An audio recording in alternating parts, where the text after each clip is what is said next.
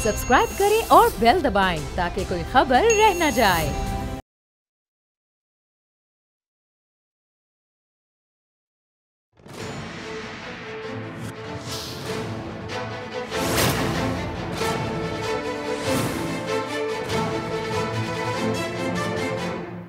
अस्सलाम वालेकुम, मैं हूं नूरुल आरफीन सिद्दीकी और आप देख रहे हैं मेरी जंग। वज़ीर आला सिंध, मैंने एक छोटे से नन्हे मुन्ने से एंकर ने क्रेडिट क्या लिया कि वज़ीर आला साहब ने हमारी वजह से, हमारी कोशिशों की वजह से वीडियो बयानात दागने छोड़ दिए हैं। वज़ीर आला साहब एक मरतबा फिर जलवागर हो गए हैं। वज़ीर आला इन एक्शन अगेन। वज़ीर आला साहब ने एक अपनी वीडियो बयान जारी फरमा दिया है। उसमें उन्होंने कहा है कि करियाना और सब्जी की दुकानों पर भी अब कोरोना टेस्ट सिंध हुकूमत करेगी। कुछ दिलजलों का यह ख्याल है कि इसका मतलब है कि अब कोरोना होलसेल में होगा। इस कोरोना और इस कोरोना की किट के बारे में जितनी रिसर्च अब तक मैंने की है, जितने लोगों से मैंने मुलाकात की है, गुफ्तगू की है, जितनी चीज़ें मैं जमा कर रहा हूँ, इकट्ठी कर रहा हूँ, मैं ये बात अब बासानी कह सकता हूँ कि अगर किसी CNG रिक्शे पर भी ये किट आजमाई जाए तो इंशाअल्लाह ताला उसमें भी कोरोना की तशखीस आराम से की जा सकती है। ऊपर से सिंध सरकार ने जाहिर है कि ये इल्ज़ाम भी लगाया था कि वफाक ने हमें ख़राब किट्स दी। ताहम अल्लाह का शुक्र है कि उन ख़राब किट्स ने भी हदफ बहरहाल हासिल किया। कोरोना फिर भी निकल के आया। वज़ीर आला फरमा रहे हैं कि सूबे में कोरोना के 450 मजीद केसेस सामने आ गए हैं। हो सकता है कि ऐसा हुआ हो। वज़ीर आला एक जिम्मेदार आदमी होता है, यकीनन जब उन्होंने कहा है तो हमें मानना ही होगा। ताहम इसके लिए हमें थोड़ा सा माजी के बंद दरीचों को खोलना पड़ेगा और हमें यह सोचना पड़ेगा कि क्या यही वो वज़ीर आला नहीं है जिन्होंने कहा था कि कराची में 300 से ज़ायद पुरस्कार अमवात हुई हैं, जिस पर सीमी जमाली साहिबा भी गड़बड़ा गई थी। ऐसा कब हुआ? उन्होंने उन तमाम पेशेंट्स को कोरोना पेशेंट मानने से ही इनकार कर दिया। उन्होंने कहा कि हमने जब एग्जामिन ही नहीं किया, पोस्टमार्टम ही नहीं हुआ, तो हम कैसे कह देंगे उसको कोरोना था या नहीं।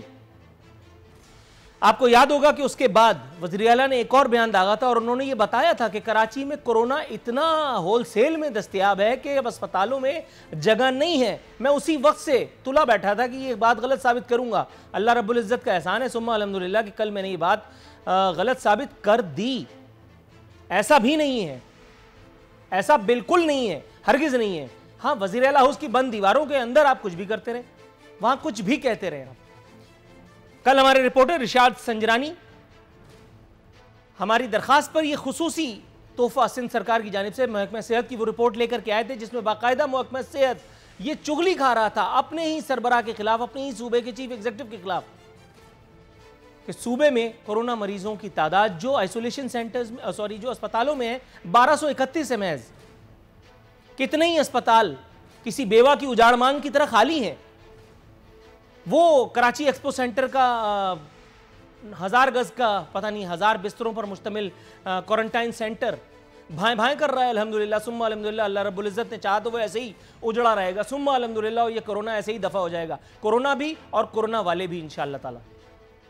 वाले का मतलब वो नहीं जिनको हो गया, वाले का मतलब कुछ और है। यार वज़ीर आला मौसूफ ने फरमाया कि डॉक्टर फुरकान मरहूम, जिनको वेंटिलेटर दस्तयाब न होने के सबब जिन्होंने अपनी ज़िंदगी की ये बाजी हार दी थी, वज़ीर आला साहब ने ये इंकशाफ फरमाया कि महकमा सेहत की जो इंक्वायरी है वो हो चुकी है, तहकीकाती रिपोर्ट सामने आनी बाकी है।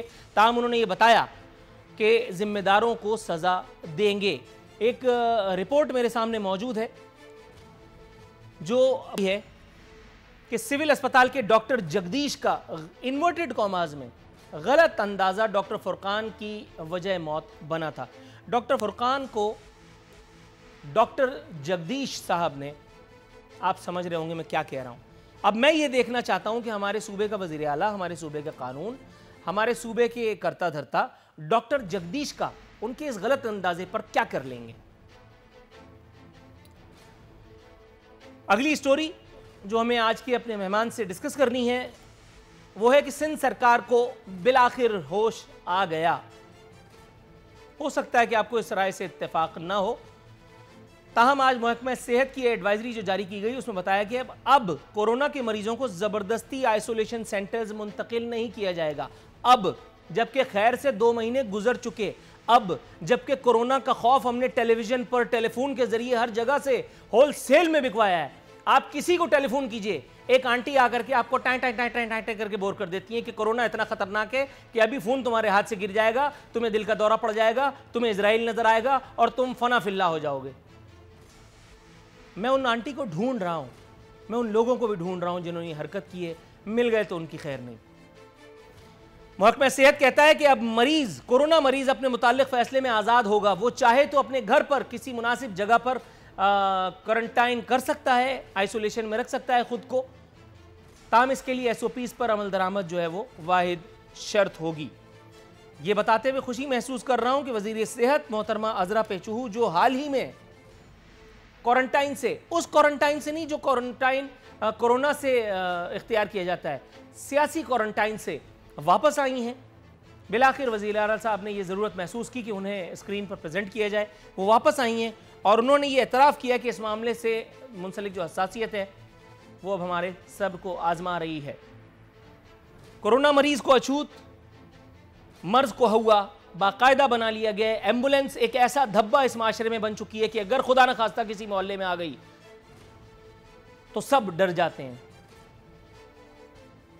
इसके अलावा कराची की ताजिर बरादरी का जिक्र करेंगे, जिन्हें अब अपने हुकूक के लिए, उसकी बहाली के लिए, अपने हुकूक को हासिल करने के लिए सियासी आवाज़ मुयस्सर आ गई है। जमात इस्लामी के बाद तहरीक इंसाफ कराची, अब वो भी हमनवा हुई है कराची के ताजिरों की।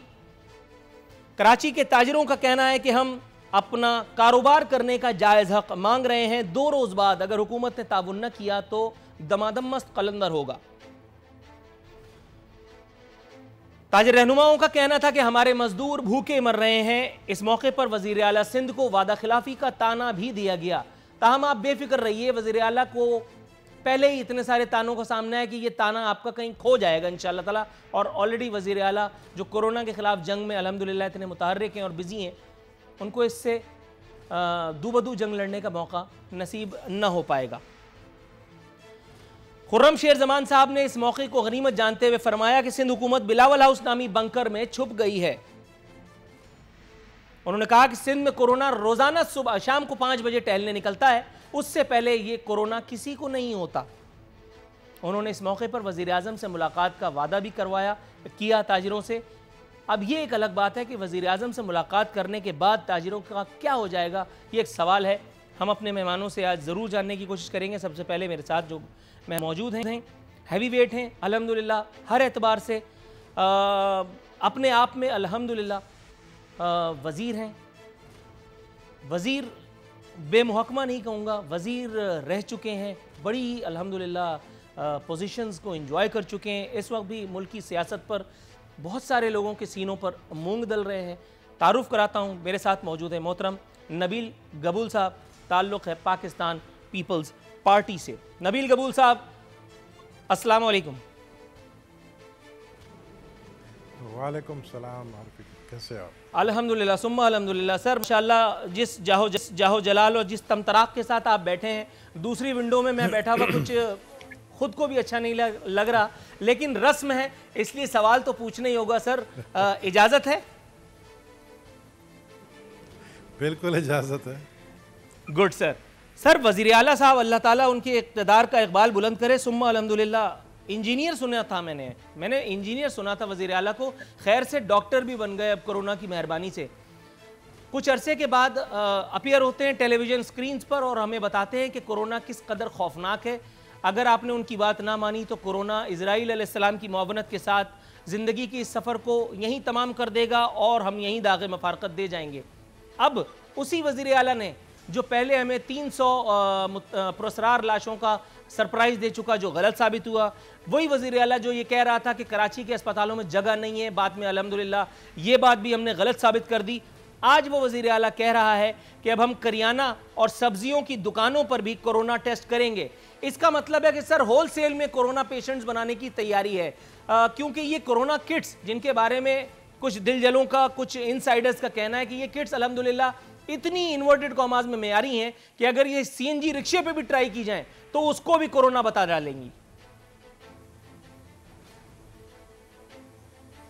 मेरे ख्याल में जो सवाल आपने किया है और उस सवाल के अंदर ही आपका जवाब है कि इतने सारे किट्स जो है मंगाए हैं, पता नहीं कहाँ से मंगाए हैं।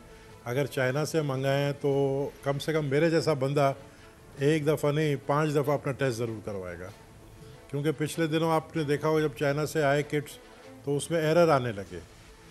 ऐसा भी हुआ है कि किसी एक शख्स ने अपना टेस्ट कराया और वो पॉजिटिव आया और उधर ही बेहोश होकर वो गिर गया। मैं नाम नहीं लूँगा, बड़ा एक सियासी बंदा है। फिर दोबारा जो है उसको हमने एडवाइस दी, हमने कहा भाई ये टेस्ट तुमने कराया है, इसको दोबारा से आगा खान लैब से करवाओ। 2 घंटे बाद आगा खान लैब से कराया और नेगेटिव आ गया। तो बात यह है कि ये सिर्फ ये चाइना वाले किट्स नहीं है, एक तो लेबॉर्ट्री आपको पता है बड़े 2 नंबर है। मैं अपना मिसाल दूं कि ये अभी 6 महीने पहले की बात है, सिविल हॉस्पिटल में चला गया, मैंने अपना टेस्ट कराया, ब्लड टेस्ट, उसमें मेरा शुगर जो है वो 300 के करीब दिखा दिया। मैं वहाँ बेहोश हो गया। मैंने कहा भाई मुझे कोई कभी डायबिटीज़ था ही नहीं, मुझे कि अचानक कैसे डायबिटीज़ हो गया।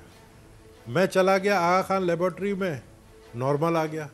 तो ये किट्स जो है ना, किट्स पर आप लोगों को एतबार नहीं करना चाहिए सर। तो मैं समझता हूँ किट्स वज़ीर आला पे एतबार कर सकते हैं अगर आप इजाजत दें। करूँगा नहीं, मैं आपको इजाज़त है हर बात पर। देखिए वज़ीर आला की सब तारीफ़ कर रहे हैं, पूरी मीडिया तारीफ़। देखिए मीडिया का एक बात है, मीडिया जो है ना एक दिन आसमान पे बिठा देती है, दूसरे दिन वो गिरा देती है। मीडिया हाउसेस माशाल्लाह, आपके चैनल को तो नहीं कहूँगा, ऐसे चैनल्स भी हैं। शाम को 7 बजे एक शो आता है, बड़ा सीनियर, एक चौधरी साहब होते हैं और एक दूसरे साहब होते हैं, वो बैठते हैं, वो एक ही तरफ की बात करते हैं, समझे ना, एक ही हुकूमत की तारीफ करते हैं और बाकी सब चोर हैं। और वो कहते हैं पीटीआई जो है उसके अंदर सारे फरिश्ते बैठे हुए हैं। मैंने आज उसको ट्वीट किया, उसको ये भी बात बुरी लगी, उसने कहा अगर आपकी पार्टी आपको नहीं पूछती तो हम पे क्यों गुस्सा निकालते हो। मैंने कहा भाई जो बात है हकीकत है बताओ। पहले तो मुराद अली शाह के आप लोग तारीफ़ें करते थे, अभी यही मीडिया जो है पीछे पड़ी है। बात यह है कि देखें 2 महीने का लॉकडाउन जो है ना वो अब लोगों से बर्दाश्त नहीं हो रहा है। अब वो लॉकडाउन वाली सियासत और वहाँ पर फेडरल गवर्नमेंट की और यहाँ पर जो हमारी पीटीआई की जो क़यादत है, रसाकशी में लगे हुए हैं एक दूसरे को शो करने के लिए कि सिंध हुकूमत जो है वो सही काम नहीं कर रही है और वफाकी हुकूमत सही का, यानी लाशों की सियासत कर रही है। मैं तो अपने मिनिस्टरों को कहूँगा, जो हमारे मिनिस्टर हैं सईद गनी और मुर्तज़ा वाब, ये जो प्रेस कॉन्फ्रेंस करते हैं, नासिर शाह साहब, इनके मुंह ही नहीं लगना चाहिए। यानी ये जो प्रेस कॉन्फ्रेंस करते हैं इनको जवाब ही नहीं देना चाहिए। आप ये कह रहे हैं कि सईद तो गनी और नासिर शाह के मुंह नहीं लगना चाहिए या सहाफियों के?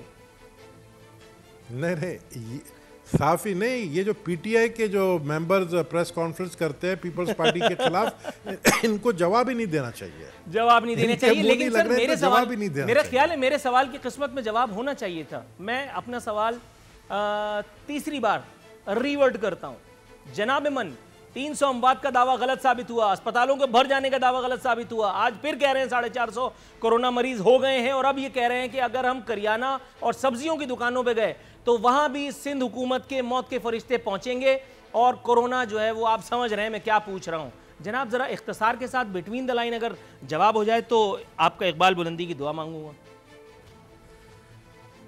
यार देखो, वैसे ही मेरी पार्टी मुझे पसंद नहीं करती है और आप कोशिश पूरी कर रहे हो कि इस वक्त मैं ऐसी कोई बात करूं कि जिससे जो है, आप देखो ना, मुझे तो लगता है ये आप मेरे हमदर्द हो, आपको मेरे साथ बिल्कुल हमदर्दी मैं इसलिए चाह रहा था कि आपसे रहनुमाई हासिल करूं सच और झूठ के बारे में।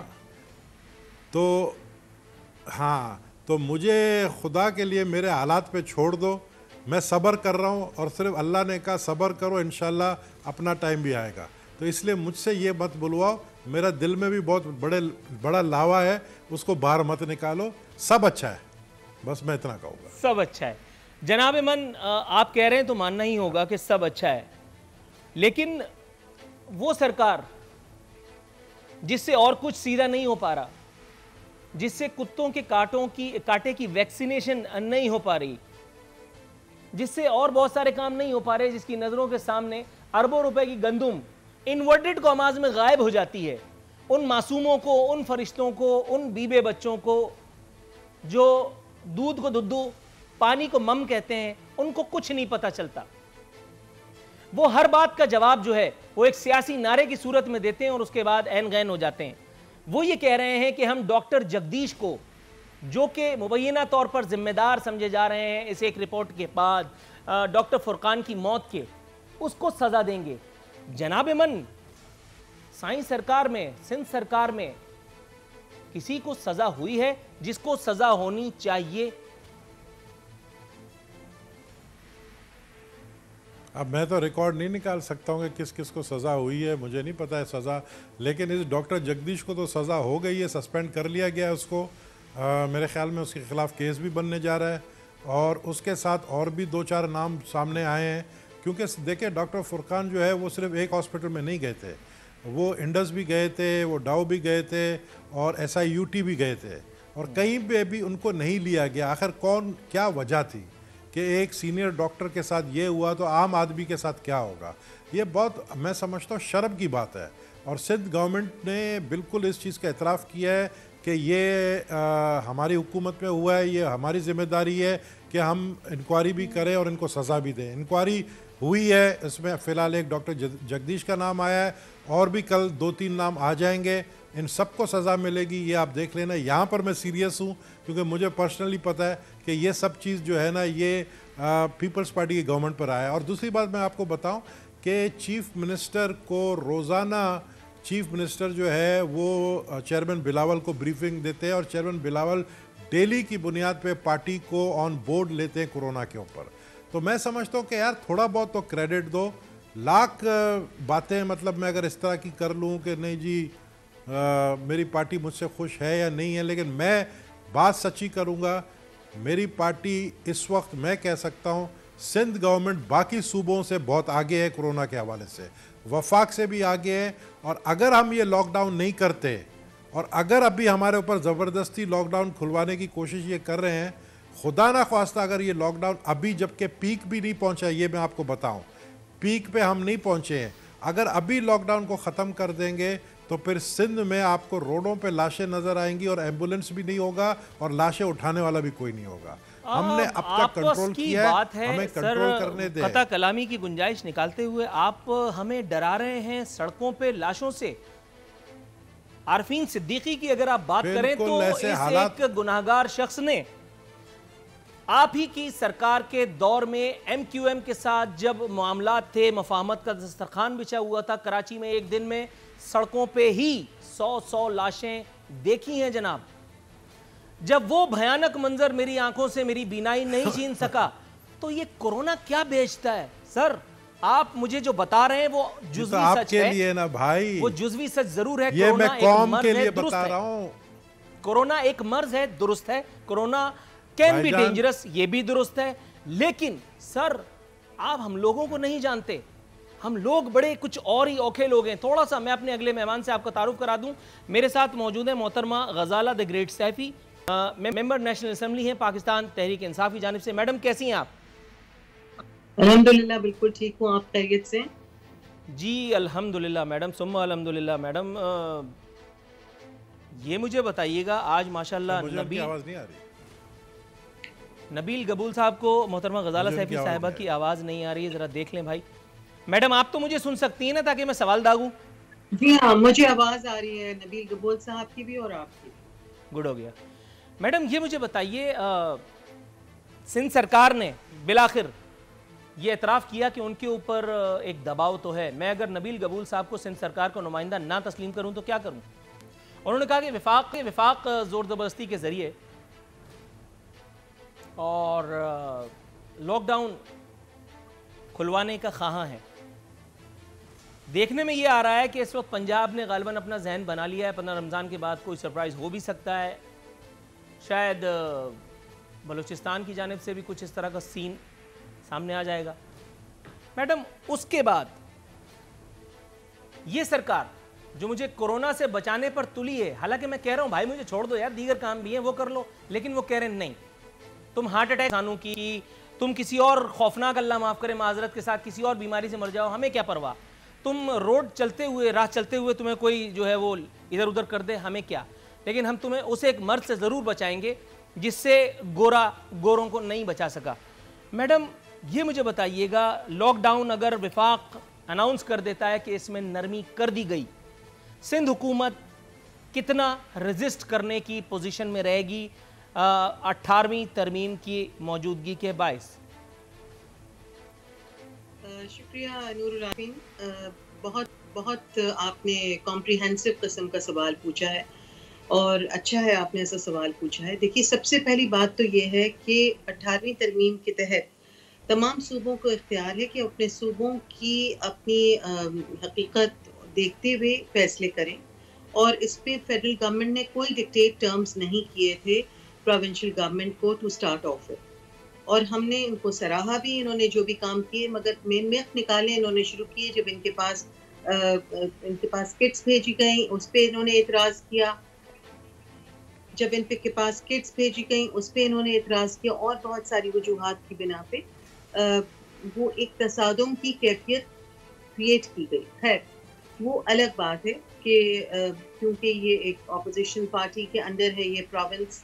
मगर इस बात को बालाए ताक रखते हुए आप इस बात को भी देखिए कि लॉकडाउन का इतना शोर है और इस कदर अमवात की भी कहानी है, और उसको अपने आप को इतना रीजनेबल किस्म का ये प्रोफेशनली भी कह रहे हैं कि हम हैंडल करें, तो फिर ये लॉकडाउन से क्यों नहीं हो रहा के अंदर? आप अभी भी चले जाइए, डिफेंस के किसी एरिया में चले जाएं, लालू के चले जाएं, कहीं भी चले जाएं, हर मार्केट, सब्जी मंडी चले जाइए, कैसा लॉकडाउन है? ये सिर्फ फेडरल गवर्नमेंट को दिखाने के लिए लॉकडाउन है कि जी हमने लॉकडाउन किया। ये लॉकडाउन होता है कि लोग गलियों में फिर रहे हैं, एक दूसरे से करीब हो रहे हैं, ना किसी ने मास्क लगाया। लॉकडाउन है तो प्रॉपर लॉकडाउन करो ना। एक दफा लॉकडाउन कर देती। पिछले 40 दिन से यहाँ पे बैठे हुए हैं हम घरों के अंदर, जो लोग बैठे हुए हैं जिम्मेदारी के साथ, पढ़े लिखे लोग, वो किस उसका खमियाजा भुगत रहे हैं। दुरुस्त है मैडम, आपकी बात बिल्कुल सही है। यहाँ मुझे आपकी बात उचकनी ही पड़ेगी। 40वां तो हो चुका है इस लॉकडाउन का। मेरा ख्याल है अब मामलात को थोड़ा सा आगे बढ़ाने की गुंजाइश बाकी तो है। यहाँ वक्त हुआ है प्रोग्राम में एक मुख्तसर से कमर्शियल ब्रेक पे जाने का। वापस आएंगे तो कुछ और मौजूआत है जिनका अहाता करना अभी मकसूद है।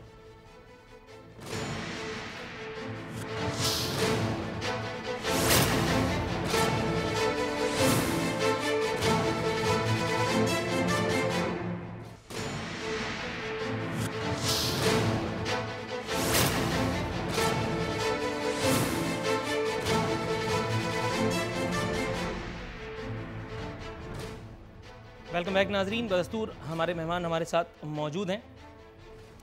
नबील कबूल साहब, जनाब मन, ये मुझे बताइएगा, आज 1.5-2 माह खैर से हो चुके ये कोरोना खेलते हुए सिंध सरकार को फाइनली होश आ गया और अब ये तय पाया है, महकमा सेहत की एडवाइजरी जारी की गई है कि कोरोना के मरीजों को अब ज़बरदस्ती क्वारंटाइन सेंटर्स या आइसोलेशन सेंटर्स जो है वो मुंतकिल नहीं किया जाएगा। हुजूर, जब इतना सब कुछ हो गया उसके बाद ये ख्याल आया है,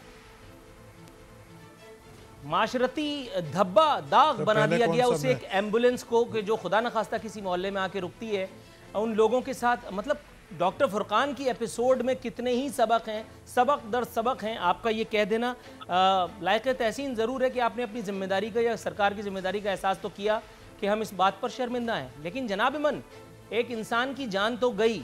वो 4 मस्तूरात जो उनकी जिम्मेदारियाँ थीं, जो उनकी बेटियाँ, वो बेअमान तो हो गई, बेआसरा तो हो गई। वो एक खातून कि जो इस वक्त ज़िंदगी की सबसे कड़ी लड़ाई लड़ रही है और वो भी तने तना। क्या आप समझते हैं कि आपके ये अल्फाज उनका मदावा हो सकते हैं? सर, ये सारे काम तो जंग से पहले के होते हैं ना, कि जब वो सारे SOPs वगैरह बनाए जाते हैं, सारे रूल्स एंड रेगुलेशंस तय किए जाते हैं, कौन सा काम कब किस मौके पर किस तरह किया जाएगा। अब ख्याल आ रहा है? देखिए, क्वारंटाइन में तो ज़बरदस्ती पहले भी नहीं रखा था और अभी भी नहीं रखेंगे। पहले भी जो है सिर्फ उनको रखा जाता था जो बाहर मुल्क से आते थे, और उनको सीधा एयरपोर्ट से फिर वहाँ पे क्वारंटाइन में भेजते थे। सर, अगर आप कहें तो मैं आपकी इस बात को चैलेंज कर दूं, अगर आप बुरा न माने, क्वारंटाइन ज़बरदस्ती नहीं रखा जाता? नहीं, मैं आप ज़बरदस्ती मतलब किस तरह आप समझते कि घर से उठाकर लेकर जाते हैं कि ऐसा हुआ है? मेरे नॉलेज में नहीं है। आप बता दें, आप चैलेंज कर सकते हैं, आप मुझे बता दें। सर, मैं बिल्कुल आपको बता रहा हूँ कि यहाँ इस वक्त जो मैं ये सब लिख के बैठा हूँ कि माशरती धब्बा बना दी गई एम्बुलेंस, माशरे में एक आदमी मुंह दिखाने लायक नहीं रखता। डॉक्टर फुरकान का रिलेक्टेंस जो है वो बिलावजह नहीं था, बेसबब नहीं था। इस वक्त यहाँ मामलात ऐसे हैं कि वो पुलिस मोबाइल जो डाकुओं से बचाने के लिए हमें नहीं पहुँच सकती, वो खुद with all due respect, please pardon me using these words, खुद डाकू बन करके वहां पहुंच जाती है। इंटीरियर सिंध के लोगों की कॉल्स मेरे पास आ चुकी, कराची से कितनी ऐसी शिकायत मुख्तलिफ चैनल्स तक जा चुकी, ये अलग बात के वहां मामलात थे। खुद मेरे पास ऐसी टेलीफोन कॉल्स आई हैं कि जहां बताया गया है कि एक आदमी जो नेचुरल डेथ मरा है, उसको अस्पताल ने जबरदस्ती कोरोना बनाया, कोरोना बनाने का ड्रामा किया, उसके बाद पुलिस मोबाइल आई, फिर आपको पता है लेन देन, सेटिंग और बहुत सारे मामलात।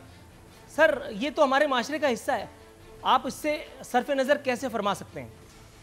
हाँ बिल्कुल बिल्कुल नूरुल आरफिन, ये आपकी बात सही है। मुझे भी मैंने कुछ वीडियोस भी देखे हैं कि कुछ प्राइवेट हॉस्पिटल्स में भी ये हुआ है, कुछ सरकारी हॉस्पिटल्स में ये हुआ है कि कोरोना नहीं होते हुए भी किसी की अगर डेथ हुई है तो उसको कोरोना ज़ाहिर कर दिया। और बहुत सारे ऐसे भी केसेस मेरे सामने आए, मैंने सुने हैं, वीडियो में देखा मैंने सॉरी, उसमें भी ये नज़र आ रहा था कि कोरोना नहीं है और उसको कोरोना दिखा दिया गया। लेकिन बात ये है ना कि देखें,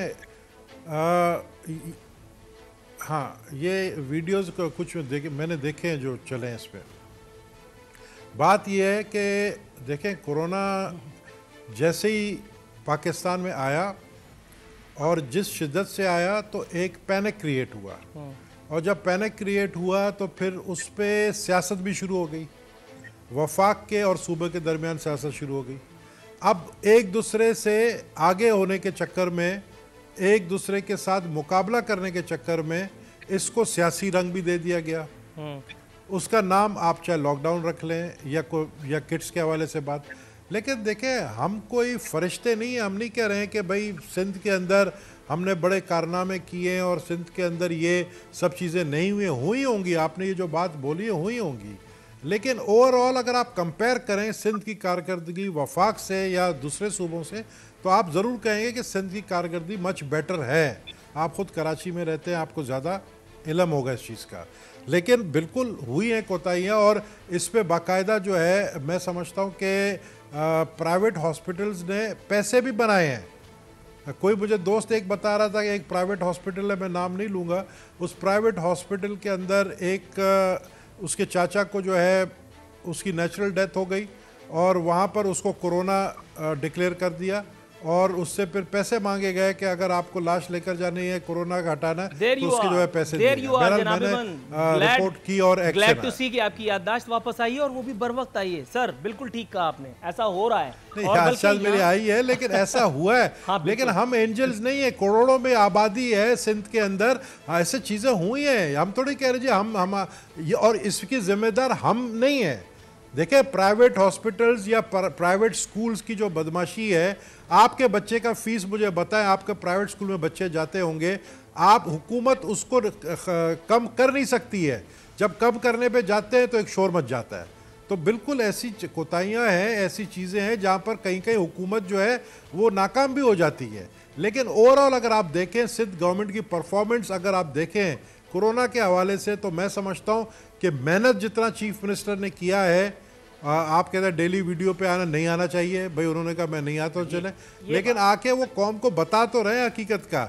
चाहे वो आप कह रहे हो डरा रहे हैं, आप कहते हो आके डराते हैं, कभी कहते हैं भाई 400 पेशेंट आ गए, कभी ये, हम कहते हैं भाई डरने वाली बात यह है, हम इसलिए कहते हैं कि अगर नूरुल आरफीन को कोरोना है तो उससे दूर रहो, उसके मुंह मत लगो, उसके नजदीक मत जाओ, क्योंकि वो कोरोना तुम्हें लगेगा और जब तुम्हें लगेगा तो तुम्हारे घर वालों पे लगेगा। मैं जनरल नॉलेज के लिए अगर आप फिर भी किसी को अगर शौक अगर आप मुझे एक छोटी सी मालूमात बहम फराम कर सकें। वैसे आपको मुसलसल खांसी हो रही है, जरा देख लीजिएगा, ख्याल कीजिए, अल्लाह ताला आपको शफायाब फरमाए।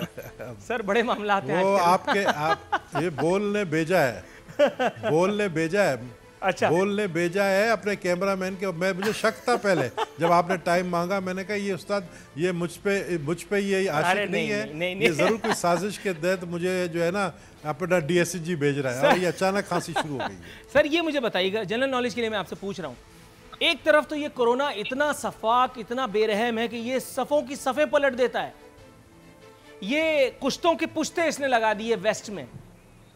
जब पाकिस्तान में आया तो भी ये एक भामड़ की तरह से मुतारिफ कराया गया कि अब जो है ये हो जाएगा और वो हो जाएगा, और गजब खुदा का आप देखिए किस किस लेवल के लोग क्या क्या बातें कर रहे हैं। विफाकी वजीर दाखिला ने भी कहा है, विफाकी वजीर दाखिला को छोड़िए, उससे पहले किसने कहा है आप सर पीट लेंगे। वफाकी वजीर खारजा ने कहा है कि जुलाई के पहले जो है वो अवाइल में, जुलाई के अवाइल में यानी कोरोना वायरस अपने उरूज पे होगा। इनका क्या लेना देना है? इनका क्या लेना देना है कि जो कोरोना वायरस किस महीने में उरूज पे होगा? इनकी कौन सी रिश्तेदारियां हैं? अल्लाह माफ़ करे, माज़अल्लाह, तौबा इस्तग़फ़ार, मौत के फरिश्ते से या अल्लाह मियां से? ये किस तरह से अपने कामों को छोड़ करके ये भविष्यवाणी कर रहे हैं? ये नजूमी हैं या मतलब वज़ीर दाखिला हैं, वज़ीर ख़ारजा हैं?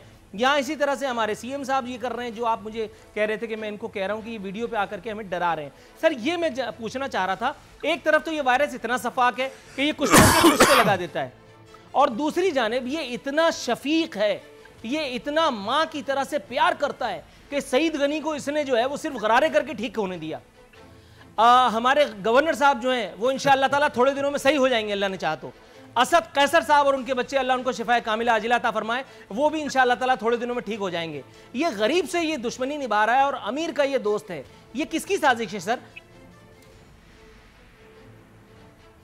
यार ये तो आपने इतनी लंबी थ्योरी दे दी, मैं नहीं समझता कि ये अमीर गरीब को देखता है।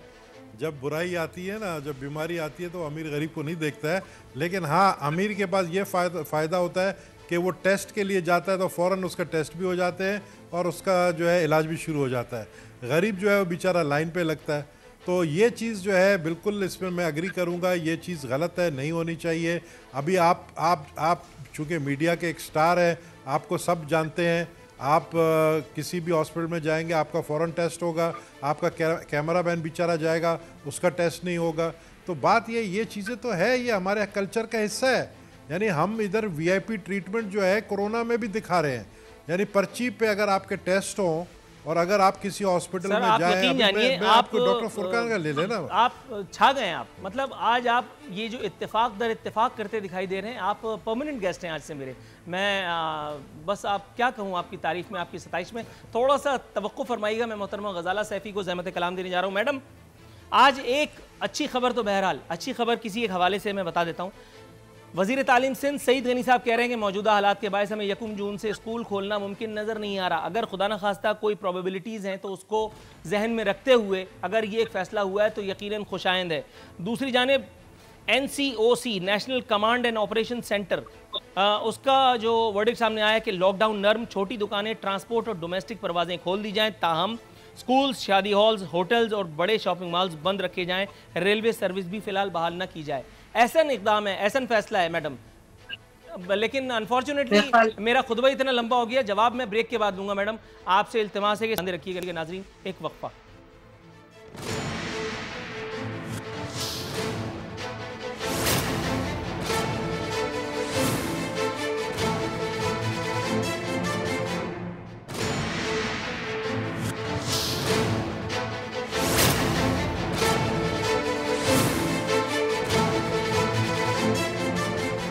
नाज़रीन, प्रोग्राम अपने इख्तितामी मराहिल में दाखिल हो चुका है। मैडम गजाला सैफ़ी साहिबा, सवाल मेरा लंबा ही हुआ करता है, सवाल में दाग चुका, जवाब का इंतज़ार है। देखिए, मेरे ख्याल में लॉकडाउन अगर ख़त्म किया जाएगा तो बतदरीज थोड़े चीज़ों पे शुरू किया जाएगा कि कुछ चीज़ों को ईज़ ऑफ किया जाएगा, कुछ चीज़ों को थोड़ी देर में खोला जाए। स्कूल, कॉलेजेस और यूनिवर्सिटीज़ वगैरह जो हैं वहाँ पे बहुत ज़्यादा नंबर्स लोगों के ज़्यादा होते हैं, क्लोज इंटरेक्शन होता है और उसके लिए भी SOPs डिसाइड हो सकते हैं और उस पर वर्क किया जा सकता है। और बेहतर है कि उसको फ़िलहाल ये समर ब्रेक के बाद ही खोला जाए ताकि तब तक हालात जो हैं वो क्लियर हो जाए, कि ये पीक सीज़न भी निकल जाए और अमवात भी कम हो और हालात भी बेहतर हो जाए और क्लैरिटी आ जाए स्टेटिस्टिक्स और डेटा के बारे में कि कितने लोग जो हैं वो इस वक्त बीमारी का शिकार हो सकते हैं, उनको बचाया जा सकता है। दैट्स ऑल राइट, मेरे ख्याल में इसमें कोई हर्ज नहीं। दुरुस्त है। नबील कबूल साहब, सर कराची की ताजिर बरादरी की अब बात किए लेते हैं। सर कराची के ताजिर जो हैं वो इस वक्त एक अजीब मखमसे, एक अजीब गुमगू किसी कैफियत में हैं, लेकिन बहरहाल एक अच्छी खुशाइन खबर ये है कि जमात इस्लामी के बाद PTI का कांधा भी अब उनको नसीब हुआ है। अब ये एग्जीक्यूशन की तरफ जाता है ये हसीन ख्वाब या नहीं, मुझे नहीं पता। मामला तय पाते हैं या नहीं पाते। वज़ीर आज़म साहब से वो जो मुलाकात का वादा किया है खुर्रमशेर जमान साहब ने, वो होती है या नहीं। सर कराची के ताजिर को पहली दफ़ा तो नहीं रो रहे, शायद इसीलिए कानों पर जो मैल जमी हुई है वो उतरने का नाम नहीं ले रही। जब वफाक में पाकिस्तान पीपल्स पार्टी की हुकूमत थी, सूबे में भी अल्हम्दुलिल्लाह थे आप, तब भी यहाँ कराची में, जिस ज़माने की मैं बात कर रहा हूँ, कराची में सैकड़ों लाशें एक दिन में गिरा करती थीं। चाहे वो लियारी हो, चाहे वो हमारा कोई इलाका हो, चाहे कोई और सा इलाका हो, सब इलाके सबके हैं। सर क्या ये पुरानी आदत हैं जो इतनी पुख्ता हो चुकी हैं इसलिए किसी को फ़र्क नहीं पड़ रहा, या कराची वाले किसी की प्रायोरिटी है नहीं? नहीं, जहाँ तक आपने ये ट्रेडर्स की बात की है, ताजरों की, मैं समझता हूँ कि कुछ इनके मुतालबात जायज़ हैं। कुछ ऐसे ताजरों के जो है दुकानें जिस पर इतना कोई ख़तरा नहीं होता है कि वहाँ पर हुजूम हो, जिस तरह ऑटो पार्ट्स की दुकानें हैं, जिस तरह इलेक्ट्रॉनिक मार्केट है, वहाँ वैसे भी 4-5 लोग अंदर जाते हैं दुकानों में, वो ख़रीदारी करते हैं। मेरे ख़्याल में हुकूमत ने कुछ फ़ैसला किया है और कल शायद प्राइम मिनिस्टर साहब ऐलान करेंगे। देखते ही है कि वो कितना आगे जाकर ऐलान करते हैं, किस किस शोबे में, किस किस इदारे में जो है वो लॉकडाउन को नरम कर रहे हैं, ये देखना है। सिंध गवर्नमेंट ने अपने जो तजावीज़ हैं वो दिए हैं वज़ीर आज़म को। कल फ़ैसला होगा। कल मैंने सुना है कि कल प्रेस कॉन्फ्रेंस कर रहे हैं प्राइम मिनिस्टर और उसमें ऐलान करेंगे। अब देखना ही है। लेकिन ताजरों की ये कुछ जो डिमांड्स हैं, मैं एग्री करता हूँ कि उनमें कुछ उनको रिलीफ मिलना चाहिए। दुरुस्त है सर। तो फिर 18वीं तरमीम कहाँ चली गई? वो जिसके बात की जाती थी सूबाई खुद मुख्तारी, अब वज़ीर आज़म के पीछे जाके छुप गए। ये समझ में नहीं आया क्यों सर? यार 18वीं तरमीम में से तो हमने लॉकडाउन शुरू किया ना। अच्छा, ख़त्म नहीं करेंगे? वफाकी हुकूमत ने तो नहीं किया। हमारे पास ये अथॉरिटी थी, हमने शुरू किया। ख़त्म हम करेंगे, अपनी मर्जी से करेंगे। एक घर में जाने का इख्तियार आपके पास है, नहीं चलेंगे। एक घर में दरवाजे के जरिए या खिड़की के जरिए या कूद करके जाने का इख्तियार आपके पास है, उससे उसी तरीक़ों से बाहर आने का इख्तियार भी तो है। 18वीं तरमीम की मौजूदगी से, उसके फ़यूज़ व बरक़ात से इस्तेफ़ादा करते हुए लॉकडाउन अनाउंस कर दिया। अब आप उसको रिवर्ट बैक भी तो कर सकते हैं, आप उसको यानी नरम भी तो कर सकते हैं। लॉकडाउन अनाउंस किया, वज़ीर आज़म जो है पहले तो ये सोचे कि वो PTI के वज़ीर आज़म नहीं है। पहले वो ये समझें कि देखो, इस्लामाबाद में सिर्फ जुरिस्डिक्शन है प्राइम मिनिस्टर का, बाकी सूबों में 18th अमेंडमेंट है, उनको हक़ है अपने फ़ैसले करने का। वो दूसरी बात है कि तीनों सूबे जो है वो PTI के हैं। एक सिर्फ जो सिंध है, क्योंकि सिंध के अंदर पीपल्स पार्टी की हुकूमत है, तो वो समझते हैं, वो जानते हैं कि सिंध के अंदर पीपल्स पार्टी के अलावा किसी और जमात की यहाँ पर सीटें अगर मिली भी हैं, 14 सीटें कौमी असम्बली में कराची से और 5 जो है MQM को मिली हैं, तो फिर इनका भी तो कोई फ़र्ज़ है ना, ये भी सिंध हुकूमत का, यानी सिंध हुकूमत को सपोर्ट करें। ये जो यहाँ के इलेक्टेबल्स हैं, जो इलेक्टेड रिप्रेजेंटेटिव्स हैं कराची के, जिसकी मैं बात कर रहा हूँ, अब 14 सीटें कोई मामूली सीट नहीं है, 14 नेशनल असम्बली की सीटें इनके पास है। तो ये क्यों समझते हैं कि हम ताजर बरादरियों को जो है और ज़्यादा उनके पीछे खड़े हो जाएंगे और हम जो है हड़तालें करेंगे, हम जो है ज़बरदस्ती दुकानें खोलेंगे। ये चीज़ें लॉ एंड ऑर्डर को अपने हाथ में लिया तो ये चीज़ें कोई बर्दाश्त नहीं करेगा। लेकिन अगर ये प्राइम मिनिस्टर से मीटिंग कर रहे हैं तो फिर ये चीफ मिनिस्टर के साथ भी बैठ के मीटिंग करें, उनको भी अपने खदशात बताएं। चीफ मिनिस्टर को भी चाहिए टाइम देने के लिए तैयार हूँ, लेकिन सियासत नहीं करेंगे। मैडम गजाला सैफी साहिबा, ये मुझे बताइएगा, नबील कबूल साहब की ये बात जो है, इसको अगर मैं अपने अल्फाज का जामा पहनाऊँ, लियारी से बिलावल साहब को हरा करके और तारीख रकम करने वाले पाकिस्तान तहरीक इंसाफ के MPA शकूर शाद साहब, सॉरी MNA लाहौल जी, शकूर शाद साहब गायब हैं, अनका हैं, पता ही नहीं है कहाँ हैं, ना किसी शो में आते हैं, ना फ़ोन उठाते हैं, ना कोई राब्ता है, ना कोई ज़रिया है। मैडम तारीख़ तो रकम कर चुके, लेकिन दूसरी तारीख़ क्यों रकम कर रहे हैं? लियारी के लोग भी उनको ढूंढ रहे हैं। पता नहीं नबील कबूल साहब के पास लियारी की क्या इन्फॉर्मेशन है। किसी ज़माने में तो लियारी के लोगों के बड़े खैरखा भी थे और उनको जानते भी थे, उनके दर्द को समझते भी थे। आज क्यों लियारी या वो लोग, अभी भी समझता हूँ, अभी भी समझते हैं? सर आपको रिस्पॉन्ड करने का कमा हुबहू मौका बिल्कुल मैं दूंगा। मैडम कुछ कहिए, बात तो ठीक है कि जुज़वी जिम्मेदारी सही मगर आप पर भी आयद होती है। देखिए बिल्कुल हम पे आयद होती है और शकूर शाद बहुत मौजूद हैं लियारी में, राशन डिस्ट्रीब्यूशन भी किया है उन्होंने अपने पर्सनल बेसिस पे भी, और वैसे भी बहुत काम कर रहे हैं अपने लियारी के अंदर। ये अलग बात है कि शायद आपके प्रोग्राम में नहीं आए होंगे वो। और दूसरी बात ये जो नबील कबूल साहब कह रहे हैं ना कि प्राइम मिनिस्टर की जो जुरिस्डिक्शन है वो इस्लामाबाद है, इनकी बहुत बड़ी गलतफहमी है। ये अपनी इस गलतफहमी को मेरे ख्याल में यहाँ से अपने दिमाग से हिरन कर दें, क्योंकि जो चीफ एग्जीक्यूटिव है वो प्राइम मिनिस्टर है और चीफ चीफ मिनिस्टर जो हैं डिफरेंट प्रोविंसेस के, वो they come under the prime minister. वो हुकूमतें उनकी जो भी हों, 18वीं अमेंडमेंट हो, मगर ये नहीं हो सकता कि कोई अपना राज आप लोग अपना चलाएंगे और उसमें कोई 14 जो यहाँ के MNA आपके बने हों, 3 उसके बाद रिजर्व सीट, 4 रिजर्व सीट के लोग कैंडिडेट्स, उसके बाद फिर आप लोग जो हैं वो उनको कहेंगे कि जी आप हमारी मर्जी से चलें। ऐसा नहीं होने वाला। टाइगर फोर्स पे आप लोगों को एतराज़ है।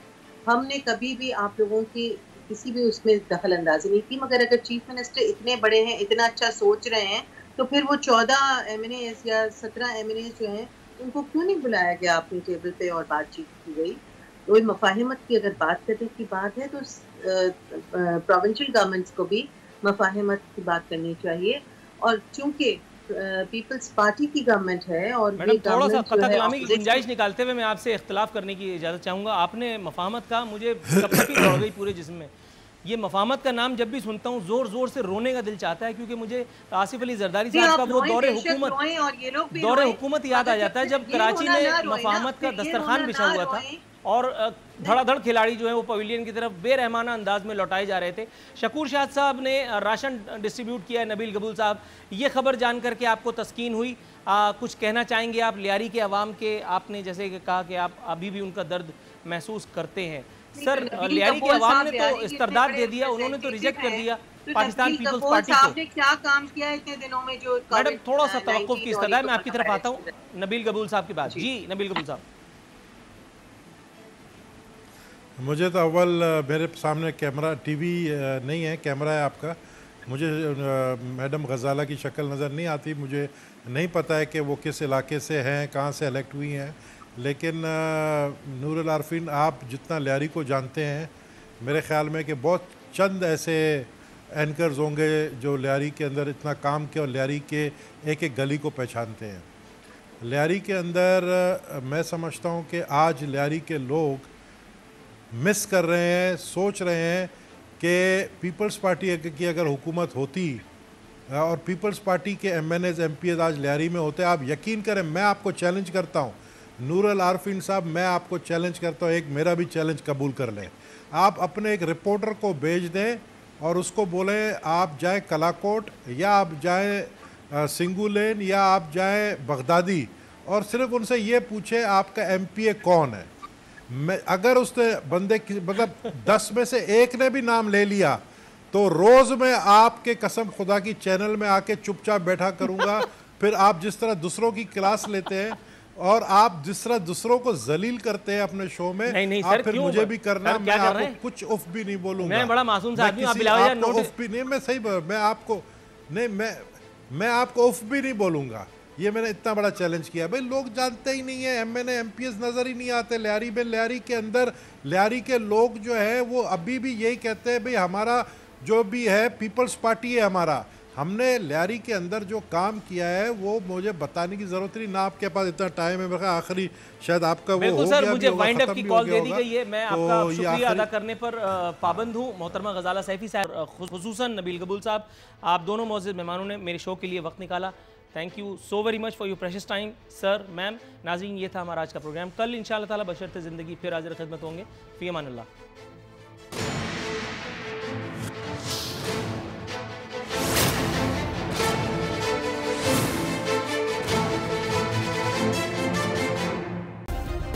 सब्सक्राइब करें और बेल दबाएं ताकि कोई खबर रह न जाए।